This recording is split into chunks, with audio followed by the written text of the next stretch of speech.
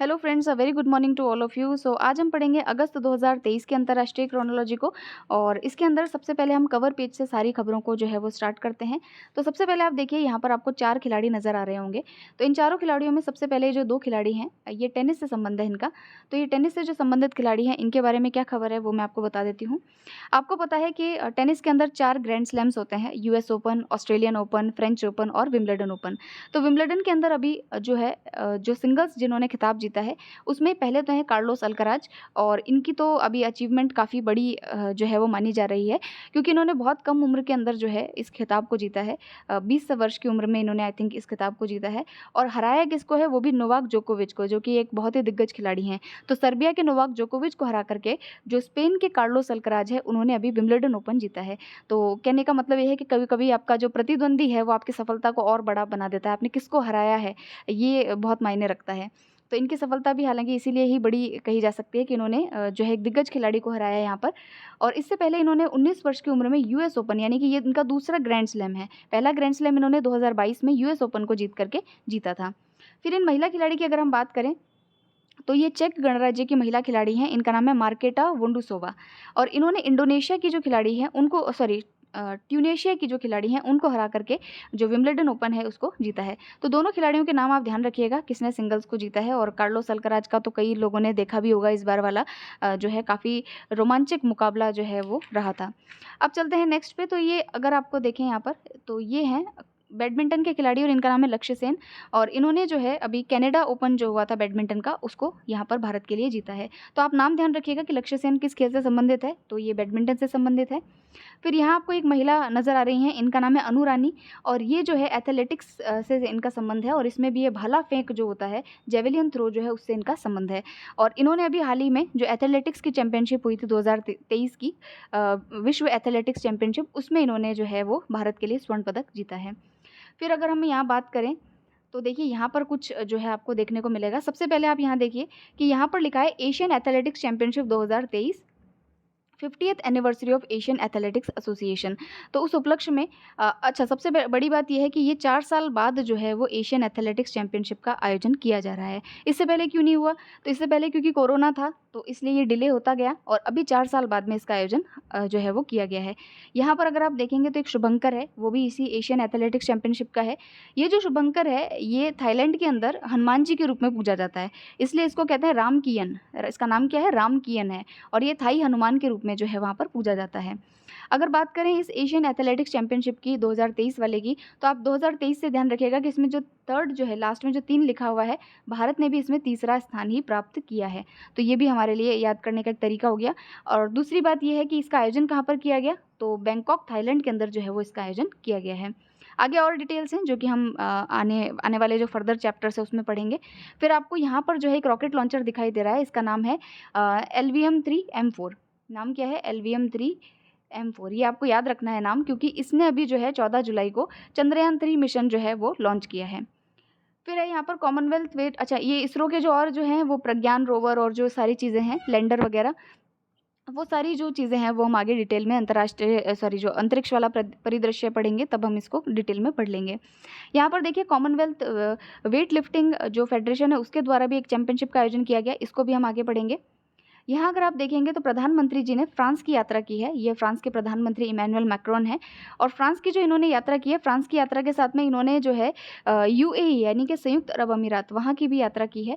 और इनको फ्रांस के अंदर उनका सर्वोच्च जो नागरिक सम्मान है, जिसका नाम है Grand Cross of the Legion of Honour. आप तो ग्रैंड क्रॉस ध्यान रखिएगा कि ग्रैंड क्रॉस नाम का जो है, उससे आप ध्यान रखिएगा कि ये फ्रांस का है और ये हमारे प्रधानमंत्री जी को दिया गया है। प्रधानमंत्री जी को दिए गए जितने भी सर्वोच्च सम्मान है, उनकी एक पूरी लिस्ट है जो आपको पिछली बार वाली क्रोनोलॉजी में मिलेगी। उसको आप अच्छी तरीके से याद कीजिएगा। हो सकता है कि आपसे पूछ ले कि ये जो ये वाला सम्मान कौन से देश का है, मैच द फॉलोइंग करवा ले, तो आपको उस तरीके से इसको याद रखना है। फिर अब हम आगे चलेंगे तो यहाँ पर जो इंडेक्सिंग है उसको देख लेते हैं। विंबलडन टेनिस हमने पढ़ लिया है। अच्छा, अब देखिए सात्विक और चिराग, ये इनकी जोड़ी के बारे में हमने पढ़ा है कि बैडमिंटन से संबंधित ये दोनों जो है खिलाड़ी हैं। और इन्होंने अभी हाल ही में कोरियन ओपन भी जीता है। तो ये इनका चौथा ओपन हो गया है। इससे पहले देखिए इन्होंने स्विस ओपन जीता है, एशियन चैंपियनशिप जीती है, और लास्ट वाली क्रोनोलॉजी याद कीजिए, इन्होंने इंडोनेशियन ओपन जो है बैडमिंटन टूर्नामेंट वो भी जीता है। और अभी इन्होंने जो है हाल ही में जो है कोरियन ओपन भी अपने नाम पे किया है। इनकी रैंकिंग की बात करें तो वो भी काफ़ी सुधर गई है, इससे इनकी रैंकिंग सेकंड नंबर पे आ गई है अब। तो बैडमिंटन की जो रैंकिंग है उसमें ये जो बैडमिंटन की जोड़ी है सात्विक और चिराग की, ये सेकंड रैंक पर अभी इसमें सम्मिलित हो गए हैं। फिर देखिए लक्ष्य सेन वाला हमने पढ़ लिया, प्रधानमंत्री जी का भी पढ़ लिया है। ग्लोबल फायर पावर इंडेक्स, जो कि कितने वेपन्स कौन से देश के पास में है, कौन कितना इम्पोर्ट एक्सपोर्ट कर रहा है, तो उसके बारे में इंडेक्स है, इसके बारे में डिटेल हम आगे पढ़ेंगे। फिर है वैश्विक बहुआयामी गरीबी सूचकांक, तो ये जो है इसके बारे में भी हम पढ़ेंगे कि कितनी गरीबी भारत में या विश्व के अंदर कम हुई है, कितने लोग गरीबी रेखा से बाहर आए हैं। चंद्रयान 3 का सफल प्रक्षेपण हुआ है, ये हमने पढ़ लिया है। राजस्थान साहित्य अकादमी पुरस्कारों की घोषणा, AIFF पुरस्कार, जिसके के अंदर हमारे जो मनीषा कल्याण जो कि फुटबॉल से संबंधित है, और लालियान जुआला चांगते, ये भी फुटबॉल से संबंधित खिलाड़ी हैं, तो इनको जो है सर्वश्रेष्ठ फुटबॉलर का जो अवार्ड है वो यहाँ पर दिया गया है। इनके बारे में भी हम आगे पढ़ेंगे। प्रोफेसर थलपिल प्रदीप, ये IIT मद्रास से संबंध है इनका, और इनको अभी हाल ही में एनी अवार्ड दिया गया है। सैफ फुटबॉल के अंदर भारत ने 9वीं बार जो है इसको प्रतियोगिता को जीता है। फिर लास्टली है एशियन एथलेटिक्स चैंपियनशिप, और भारत ने इसके अंदर जो है वो तीसरा स्थान प्राप्त किया है, जिसका कि अभी मैं जिक्र कर रही थी, जो मस्कट और वो बना हुआ है। तो चलिए अब हम आगे चलते हैं और खबरों की तरफ बढ़ते हैं। खबरों में सबसे पहली जो खबर है वो दो ही है, काफ़ी जो है ज़्यादा इंपॉर्टेंट नहीं है। सबसे पहली बात तो ये है कि जो यूनाइटेड नेशन या संयुक्त राष्ट्र है, वहाँ का जो सामाजिक विकास आयोग है, उसमें रुचिरा कंबोज को अध्यक्ष बनाया गया है। तो ये अध्यक्ष पद उनको दिया गया है, यानी कि भारत को ये अध्यक्ष पद दिया गया है, और उसको सुशोभित करने वाली रुचिरा कंबोज है, तो ये नाम आपको ध्यान रखना है। उसके अलावा तो कुछ इतनी इंपॉर्टेंट बातें हैं नहीं। ये जो अध्यक्षता है वो 2027 के अंदर जो है वो समाप्त की जाएगी। फिर देखिए नेक्स्ट आपके भारत के 83वें जो ग्रैंड मास्टर बने हैं उनका नाम है आदित्य सामंत। ये नाम आपको ध्यान रखना है, ईओ वाला जो भी एग्जाम हुआ था उसके अंदर भी पूछा गया था, तो ये आप ध्यान रखिएगा कि आदित्य सामंत अभी 83वें ग्रैंड मास्टर, और भारत से इनका संबंध है और चेस से संबंधित है ये, ठीक है, चेस से संबंध है इनका। तो अगर आपको कुछ ज़्यादा चीज़ें भी याद ना रहे, तो जब भी कोई खिलाड़ी का नाम आए तो आप ये ज़रूर याद रखिएगा कि किस खेल से संबंधित हैं। अब हम चलते हैं वन लाइनर जो हमारे करंट अफेयर्स है उस पे। सबसे पहले आप देखिए सेमीकंडक्टर्स पे सेमीकॉन इंडिया 2023 का सम्मेलन आयोजित किया गया। इसका आयोजन कहाँ पर किया गया? तो गांधीनगर गुजरात में किया गया है। अच्छा, ये इंपॉर्टेंट क्यों है? तो देखिए इसमें कई सारी बातें हैं जो मैं आपको बताऊंगी। सबसे पहले जो सेमीकंडक्टर्स का जो मिशन, ये जो था सम्मेलन था, ये दूसरा मिशन है, मिशन कह रही हूँ, दूसरा सम्मेलन है। 2022 के अंदर पहला सम्मेलन बेंगलुरु में किया गया। याद हो तो ठीक है, वरना कोई बात नहीं। लेकिन आगे जो बात है वो काम की है। 2021 के अंदर भारत ने अपना इंडियन सेमीकंडक्टर मिशन जो है उसको लॉन्च किया है, ठीक है। भारत ने अपना इंडियन सेमीकंडक्टर मिशन लॉन्च किया है। उसमें भारत का कहना ये है कि हम जो सेमीकंडक्टर्स को लेकर के जो विदेशों के ऊपर, जैसे कि जापान है, चाइना है, नीदरलैंड्स है, इन पे जो हमारा डिपेंडेंसी है उसको हम ख़त्म करना चाहते हैं। भारत को हम एक सेमीकंडक्टर हब के रूप में एस्टैब्लिश करेंगे, ताकि डिज़ाइनिंग वगैरह जो है सेमीकंडक्टर्स की वो हमारे यहाँ पर ही हो सके। तो इसी के लिए ये जो कॉन्फ्रेंस है उसका आयोजन किया जा रहा है। तो ये दूसरा कॉन्फ्रेंस था, इससे पहले बेंगलुरु में किया गया और अभी जो है इसको गांधीनगर गुजरात में आयोजित किया गया है। अगर बात करें तो ये जो सेमीकंडक्टर्स होते हैं इनको आप इंटीग्रेटेड सर्किट्स भी कहते हैं, और सिलिकॉन और जर्मेनियम जो है एक इम्पॉर्टेंट सेमीकंडक्टर्स जो है वो माने जाते हैं। फिर यहाँ पर देखिए एक तो क्या है, फ़ोन नया है मेरा, तो इसको थोड़ा-सा समझने में ही मुझे टाइम लग रहा है। तो हाँ, चलिए देखिए यहाँ पर जो है ये सेमीकंडक्टर्स जो है सिलिकॉन और जर्मेनियम, और उसके अलावा देखिए सेमीकंडक्टर्स को इंटीग्रेटेड सर्किट्स भी कहा जाता है, क्योंकि इनका जो यूज़ है वो जितने भी आपके इलेक्ट्रॉनिक डिवाइसेज़ है, जैसे आईपैड है, आपका फ़ोन है, लैपटॉप्स है, उनमें इनका यूज़ किया जाता है। तो आपको पता है कि ये सारा जो आईटी सर्किट्स है, आईटी जो सर्विसेज़ है उससे जुड़ा हुआ मार्केट भारत में बहुत ज़्यादा है। तो भारत चाहता है कि ये जो सेमीकंडक्टर्स है उनका निर्माण, उनकी डिज़ाइनिंग वगैरह भी जो है वो भारत में की जा सके। इसी को लेकर के ये सेमीकॉन इंडिया मिशन जो है कॉन्फ्रेंस जो है उसका आयोजन किया गया। फिर नेक्स्ट देखिए कि राजस्थान में जो शहरी सेवाएं हैं, यानी कि जो अर्बन सर्विसेज है, उससे रिलेटेड जो फंडिंग है वो अभी एशियन डेवलपमेंट बैंक ने हमको की है। तो $200 मिलियन का जो ऋण है वो राजस्थान को जो है वो दिया गया है। अब देखिए ये इंपॉर्टेंट है, अगर आप इकोनॉमिक सर्वे पढ़ेंगे तब भी आपने पढ़ा होगा कि जैसे जीका के द्वारा कई सारे जैसे पानी से संबंधित, ड्रिंकिंग वाटर से संबंधित जो सर्विसेज है वो फंड की जा रही हैं। स्कीम्स, सर्विसेज कह रही हूँ, स्कीम्स जो है उसका फंडिंग किया जा रहा है। मेट्रो रेल जो है उसको कौन फंड कर रहा है? तो ये सारे फंडिंग पैटर्न्स जो है वो आपको ध्यान रखने हैं। जैसे कि शहरी सेवाओं से संबंधित जो है वो एशियन डेवलपमेंट बैंक जो है वो हमको फंड कर रहा है। तो ये एग्जाम्स के अंदर ऐसे क्वेश्चन पूछ लिए जाते हैं, तो आप ध्यान रखिएगा। फिर देखिए कि कौन सा शहर है जिसको कि वर्ल्ड सिटीज़ कल्चरल फोरम के अंदर जो है एक सदस्य के रूप में नामित होने वाला ये पहला शहर बना है। तो ये बेंगलुरु है, और ये जो है वर्ल्ड सिटीज़ कल्चरल फोरम है जिसके के अंदर इसको शामिल किया गया है। फिर देखिए भारत मंडपम क्या है? तो भारत मंडपम क्या है?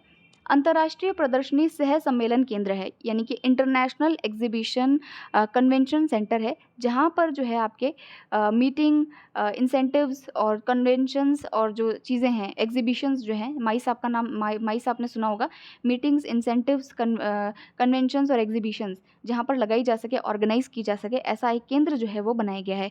मैं वीडियो के लास्ट में आपको इस भारत मंडपम का फोटो बताऊंगी, जो कि दिल्ली के अंदर बनाया गया है। यहाँ पर क्या होगा कि अब अंतर्राष्ट्रीय स्तर के जितने भी कल्चरल सम्मेलन होंगे, एग्जीबिशंस वगैरह होंगे, उनका आयोजन यहाँ पर किया जाएगा। फिर देखिए कि ये क्वेश्चन पूछा जा सकता है कि नाइजीरिया में अभी किस अफ्रीकी देश के राष्ट्रपति हैं जिन्हें सैन्य तख्तापलट के बाद जो है वो गिरफ्तार कर लिया गया है? तो ये मोहम्मद बज़ोम है और अफ्रीका में नाइजर के जो हैं ये राष्ट्रपति हैं, इनको अभी जो है हाल ही में गिरफ्तार किया गया है। ऐसे क्वेश्चन देखिए करंट के नाम पे पूछे जाते हैं, पिछले साल का पेपर देखेंगे तो आपको पता चलेगा। फिर देखिए यूनेस्को ने बहुत अच्छी बात कही है अभी। यूनेस्को ने अपनी एक रिपोर्ट है उसमें कहा है कि जो एजुकेशन मॉनिटरिंग वाली जो इनकी रिपोर्ट है, उन्होंने कहा है कि स्कूल्स के अंदर जो है वर्ल्ड वाइड रूप से मोबाइल का उपयोग जो है वो प्रतिबंध किया जाना चाहिए। सबसे अच्छी बात लगी मुझे यूनेस्को की, क्योंकि अगर आप देखेंगे तो किताब से पढ़ी हुई चीज़ें बहुत अच्छी तरीके से बच्चों को याद होती है, बशर्ते वो चीज़ जो है मोबाइल से सिखाई जाए, क्योंकि डिस्ट्रैक्शन मोबाइल ज़्यादा क्रिएट करता है। तो ये एक रिपोर्ट भी काफ़ी अच्छी है, नाम है इसका technology in education a tool on whose terms. ठीक है। फिर देखिए कि हेली ऐप जो है इसको स्टार्ट किया गया है। खुजराहो मध्य प्रदेश में 2023 को आयोजित किस सम्मेलन में हेली ऐप को लॉन्च किया गया है? तो ये हेलीकॉप्टर और लघु विमान शिखर सम्मेलन का आयोजन किया गया था, ये भी ध्यान रखिएगा। इसका आयोजन खुजराहो मध्य प्रदेश में किया गया था और यहाँ पर हेली ऐप सेवा को जो है वो लॉन्च किया गया। फिर देखिए एक एक्सरसाइज है, संयुक्त सैन्य अभ्यास है, जिसका नाम है नोमैडिक एलिफेंट। ये किन दो देशों के बीच में, पहले तो ये पता हो, तो ये भारत और मंगोलिया के बीच में है। इसका 15वां संस्करण जो है वो मंगोलिया के उलान बटोर मंगोलिया की राजधानी है, वहाँ पर इसका आयोजन किया गया है। फिर एक ऑपरेशन है, ऑपरेशन का नाम है त्रिनेत्र। ये सेना और पुलिस के द्वारा जम्मू कश्मीर में स्टार्ट की गई है। वहाँ पर जो छिपे हुए आतंकी हैं उनका पता लगाने के लिए इसको स्टार्ट किया गया है। फिर देखिए एक ये काफ़ी इंपॉर्टेंट है, यहाँ पर आप स्टार लगा सकते हैं। तालीम क्या है, आपसे हो सकता है क्वेश्चन में पूछ ले, व्हाट इज़ तालीम? तो तालीम जो है एक उष्ण कटिबंधीय चक्रवात है, जो कि अभी दक्षिणी चीन और वियतनाम के तट पर जो है वो देखने को मिला था जुलाई 2023 में। तो इसका नाम क्या रखा गया? तालीम रखा गया है।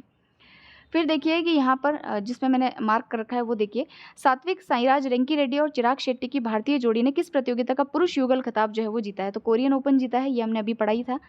वैश्विक बहुआयामी गरीबी सूचकांक के अनुसार विगत 15 वर्षों में भारत के कुल कितने लोग जो है वो गरीबी रेखा से बाहर निकले हैं? तो 41.5 करोड़ जो लोग हैं भारत के, वो गरीबी रेखा से बाहर निकले हैं। ये काफ़ी इंपॉर्टेंट है, ये आपको याद रखना है। अच्छा, एक चीज़ मैं आपसे यहाँ पे पूछती हूँ कि वर्ल्ड जो हैप्पीनेस इंडेक्स है, विश्व प्रसन्नता सूचकांक आई थिंक इसको कहेंगे, तो इसके अंदर भारत की रैंकिंग क्या है, ये आपको बताना है कमेंट सेक्शन में। ठीक है, इससे मुझे पता चलेगा कि कौन लास्ट तक वीडियो देखता है। फिर देखिए यहाँ पर अवैध तस्करी को लेकर के अमेरिका ने कितने भारतीय पुराविशेषों को जो है वो भारत को सौंपा है? तो 105 पुराविशेषों को। हालांकि ये याद नहीं रखना है, कोई इंपॉर्टेंट बात नहीं है। इसके बारे में वैसे हम आगे पढ़ेंगे कि अभी जो है जितने भी हमारे जो एंटीक आइटम्स जो होते हैं, जिनकी चोरी करके जो है विदेशों में बेचा गया है, उनको लेकर के एक कॉन्फ्रेंस जो है आयोजन की गई थी, उसके बारे में हम पढ़ेंगे आगे। फिर देखिए कौन से प्रसिद्ध कवि और लेखक है जिनको साहित्यिक योगदान के लिए प्रतिष्ठित पेन पिंटर पुरस्कार दिया गया है? तो इनका नाम माइकल रोसेन है, इनको पेन पिंटर पुरस्कार दिया गया है, काफ़ी नया पुरस्कार है, तो देख लेते हैं। आगे पढ़ेंगे हम इसको।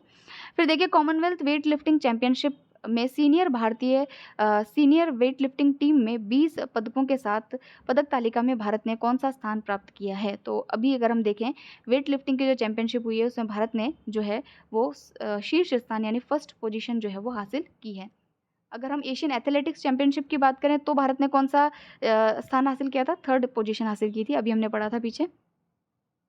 फिर देखिए देश के पहले सहकारी संचालित सैनिक स्कूल, सहकारी संचालित आप समझ रहे हैं, यानी कि जो कोऑपरेटिव सोसाइटी है उसके द्वारा जो है इसका संचालन किया जा रहा है। तो ये देश का पहला इस प्रकार का जो है वो स्कूल है, जो कि प्राइवेटली कोई जो सहकारी संस्था कोऑपरेटिव सोसाइटी उसके द्वारा इसका संचालन किया जा रहा है। और इसका शिलान्यास कहाँ पर किया गया है? तो ये गुजरात का जो बोरियावी गाँव है मेहसाणा के अंदर, वहाँ पर इसको जो है इनॉग्रेट किया गया है। फिर देखिए LVM-3 M4 रॉकेट से प्रक्षेपित चंद्रयान-3 के साथ भेजे गए लैंडर और रोवर को क्या नाम दिया गया है? तो यहाँ देखिए लैंडर जो है वो विक्रम है और रोवर का नाम जो है वो प्रज्ञान है, तो ये आपको ध्यान रखना है। फिर देखिए IIT मद्रास के रसायन विभाग के प्रोफेसर हैं जिनको एनी अवार्ड दिया गया, नाम है उनका नाम क्या है? थलपिल प्रदीप है, और ये भी हम पढ़ चुके हैं पीछे जो हमारा फ्रंट पेज था वहाँ पर। फिर देखिए AI for good governance global summit का आयोजन कहाँ किया गया? ये भी काफ़ी इंपॉर्टेंट है। AI से संबंधित जो चीज़ें हैं उसको आप याद रखिएगा। ये जिनेवा स्विट्जरलैंड के अंदर जो है इसका आयोजन किया गया है। फिर यहाँ पर जो है बस यही दिक्कत है इस फ़ोन में, समझ में ही नहीं आता है कैसे हो जाता है ये बार-बार। फिर देखिए फ्रांस पर गए प्रधानमंत्री मोदी जी को वहाँ के किस सर्वोच्च पुरस्कार से सम्मानित किया गया है? तो मैंने आपको बताया ग्रैंड क्रॉस से आप ध्यान रखिएगा कि फ्रांस का ये सर्वोच्च सम्मान फ्रांस का है। फिर देखिए शिक्षा मंत्रालय के द्वारा पीजीआई 2.0 रिपोर्ट में पंजाब और चंडीगढ़ को किस ग्रेड में स्थान पाने में सफलता मिली है? तो प्रचेष्ट 2 जो है उसमें इनको जो है वो स्थान मिला है। तो हालाँकि आपको समझ में नहीं आया होगा, तो मैं आपको बताती हूँ। पीजेआई इसका फुल फॉर्म है परफॉर्मेंस ग्रेडिंग इंडेक्स। ये शिक्षा जो मंत्रालय है, एजुकेशन जो हमारा मिनिस्ट्री है, उसके द्वारा जितने भी हमारे स्टेट हैं, यूटीज़ हैं, वहाँ पर शिक्षा का क्या स्तर है, उसको नापने के लिए ये एक इंडेक्स है। अब इसके अंदर देखिए काफ़ी सारी इन्होंने कैटेगरीज़ बनाई है, करीबन 10 इनकी श्रेणियाँ बनी हुई है। उन 10 श्रेणियों के अंदर उन्होंने कहा है कि 90% से ज़्यादा अगर इन चीज़ों में अगर कोई अच्छा है स्कूल या किसी राज्य का स्कूल अच्छा है, तो हम उसको जो है दक्ष की श्रेणी में रखेंगे। दक्ष सबसे टॉप रैंकिंग है, जिसके के अंदर कोई भी राज्य और यूटी जो है वो सम्मिलित नहीं हो पाया। तो शिक्षा के स्तर में हमारी खुद की रैंकिंग में ही हम खुद ही पिछड़े हुए हैं। तो दक्ष के जो फर्स्ट जो है उसको दक्ष नाम दिया गया है, दूसरे को नाम दिया गया है इन्होंने उत्कर्ष। इसके अंदर भी कोई नहीं आया, तो पहले 2 जो श्रेणियाँ हैं उसके अंदर कोई भी राज्य जो है वो सम्मिलित नहीं हो पाया है। और लास्ट वाली जो श्रेणी है वो इनकी है आकांक्षी श्रेणी, ठीक है? और बीच की जो श्रेणियाँ हैं उसके अंदर उत्तम है, प्रचेष्ट है, ये इनकी श्रेणियाँ हैं। तो अगर प्रचेष्ट 2 श्रेणी की बात करें तो पंजाब और चंडीगढ़ ने इसके अंदर जो है वो स्थान हासिल किया है, अच्छा स्कोर जो है वो इन्होंने हासिल किया है। तो अब आपको पता रहेगा कि पीजीआई 2.0 क्या है? पीजीआई का मतलब है परफॉर्मेंस ग्रेडिंग इंडेक्स, और ये जो है जो हमारे स्कूल्स की जो स्थिति है उनको उनका जो है श्रेणीवार मूल्यांकन ये करता है। फिर देखिए चाइना की निजी कंपनी है लैंड स्पेस, उनके द्वारा मीथेन से संचालित विश्व का पहला रॉकेट जो है लॉन्च किया गया है। तो यहाँ पर मेन बात क्या है कि मीथेन से संचालित है और चाइना का है। वहाँ की निजी कंपनी के द्वारा लैंडस्केप के स्पेस के द्वारा इसको जो है लॉन्च किया गया है। नाम क्या है इसका? जूक्यू-2 कैरियर रॉकेट, जूक्यू-2 कैरियर रॉकेट। तो ये ध्यान रखिएगा, पूछ सकता है नाम देकर के आपसे कि किस देश से इसका संबंध है। फिर विम्बलडन को लेकर के हमने ये पढ़ ही लिया था, ये हम नहीं देखेंगे। आगे देखिए पूर्व प्रधानमंत्री अटल बिहारी वाजपेयी की जीवनी पर Vajpayee the ascent of the Hindu right के लेखक कौन है? तो याद रह जाए तो ठीक है, बाकी इतना इंपॉर्टेंट नहीं है। अभिषेक चौधरी के द्वारा लिखी हुई किताब है। हरित हाइड्रोजन पर अंतर्राष्ट्रीय सम्मेलन, इसका आयोजन कहाँ किया गया? तो ग्रीन हाइड्रोजन पर जो सम्मेलन है वो नई दिल्ली के अंदर किया गया है। ये जो हाइड्रोजन्स होते हैं ब्राउन, ग्रीन, इनके ऊपर जो डिफरेंसेस है वो एक बार आप गूगल कर लीजिएगा, हो सकता है एग्जाम में पूछ लिया जाए। फिर देखिए बेंगलुरु में 14वें सैफ फुटबॉल चैंपियनशिप का खिताब भारत ने कौन सी बार जीता है? ये भी हम पढ़ चुके हैं, 9वीं बार जीता है। किस भारतीय युवा शटलर ने चीनी शटलर शी फंग जो है उनको हरा करके कनाडा ओपन जीता है? तो ये भी हम पढ़ चुके हैं, लक्ष्य सेन ने जीता है। ये इंपॉर्टेंट है देखिए, फोर्ब्स के द्वारा 2023 के लिए जारी अमेरिका की 100 सबसे सफल महिलाओं की सूची में भारतीय मूल की किन 4 महिलाओं को स्थान दिया गया है? तो जयश्री उल्लाल, इंदिरा नूई, नेहा नरखड़े और नीरजा सेठी। तो ये नाम आपको रट लेने हैं अच्छी तरीके से, जयश्री, इंदिरा, नेहा और नीरजा। जयश्री, नेहा, इंदिरा और नूरजा। नीरजा, सॉरी ऊर्जा कह रही हूँ, नीरजा। तो जयश्री, इंदिरा, नेहा और नीरजा, इनका नाम आपको याद रखने हैं, और इनका जो संबंध है कि कौन कौन सी कंपनी से है वो हम आगे पढ़ेंगे डिटेल के अंदर। तो फ्रेंड्स ये था हमारा आज का जो है फर्स्ट जो हमने ओवरव्यू लिया है, वन लाइनर्स हमने पढ़ लिए हैं, और नेक्स्ट जो वीडियो होगा उसके अंदर हम पढ़ेंगे अंतर्राष्ट्रीय परिदृश्य को, और जो है उसमें और डिटेल से हम सारी खबरों को पढ़ेंगे। तो लेकिन आप इस वीडियो को भी अच्छी तरीके से देखिएगा, क्योंकि सारा जो आपका ओवरव्यू है मैगजीन का वो आपको यहीं से देखने को मिलेगा। तो जल्दी अब इस मैगजीन को कंप्लीट कर देंगे। मिलते हैं नेक्स्ट वीडियो में। Thank you very much for listening.